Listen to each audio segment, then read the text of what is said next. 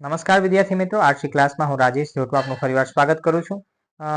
આજે નિગમ તરફથી મહત્વના 3 સમાચાર કે જે આપ સૌ રાહ જોતા હતા આતુરતાથી, એવા 3 સમાચાર છે એ નિગમ તરફથી આપણને મળે છે।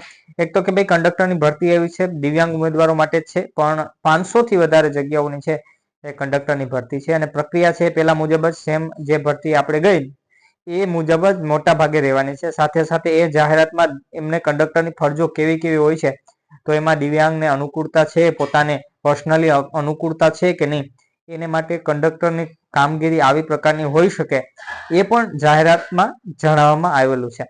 તો એ જાહેરાત તમે જોઈ લેજો, જીએસઆરટીસી ની ઓફિશિયલ વેબસાઇટ ઉપરથી મળી જશે। અને સાથે સાથે જે હેલ્પર કક્ષાની જે પરીક્ષા છે એ પણ લેવામાં આવનાર છે, એમનું પણ જે જાહેરનામું છે એ બહાર પાડવામાં આવી ગયું છે। એટલે હેલ્પરની પરીક્ષાની તારીખ પણ જીએસઆરટીસી આજે બહાર પાડી દીધી છે। અને સાથે સાથે બીજી પણ એક મહત્વના સમાચાર કે ભાઈ કંડક્ટરનું વેઇટિંગ લિસ્ટનું જે છે એ ઘણા સમયથી રાહ જોતા હતા કે ભાઈ કંડક્ટરનું વેઇટિંગ લિસ્ટ ક્યારે આવશે, તો કંડક્ટરનું વેઇટિંગ લિસ્ટ પણ આવી ગયું છે મિત્રો। અને મોટા ભાગના ઉમેદવારોનું જે છે વેઇટિંગ લિસ્ટમાં છે એમનો વારો આવવાની શક્યતાઓ મોટા ભાગે છે, કેમ કે છેલ્લે જે આ ભરતીમાં જે હાજર થયા છે એમાંથી ઘણા બધા વિદ્યાર્થી મિત્રો હાજર થયા નથી અને ઘણા બધા વિદ્યાર્થી મિત્રોએ રાજીનામા આપી દીધા છે।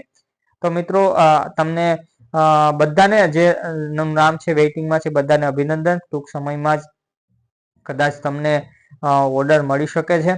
તો મિત્રો આ 3 મહત્વના સમાચાર નિગમ તરફથી મળ્યા છે અને હજુ આપણે એક સમાચારની રાહ છે, હજુ સુધી આવ્યા નથી કે જીએસઆરટીસી ક્લાર્કની ભરતીની જાહેરાત હજુ સુધી આવી નથી, એની આપણે આતુરતાથી રાહ જોઈએ છે। સાથે સાથે સુપરવાઇઝર કેડરની પણ અલગ અલગ ભરતી હોય છે, એટીઆઈની છે, ટીઆઈની છે, એ પણ હજુ સુધી આવી નથી, એની આપણે રાહ જોઈએ છે। તો આશા છે જલ્દીથી આવી જશે। આ સાથે જ આ વિડીયોમાં ફક્ત એટલું જ, ફરી મળીશું નવા વિડીયોમાં નવા વિચારો સાથે। ત્યાં સુધી રજા આપશો। જય હિન્દ, વંદે માતરમ।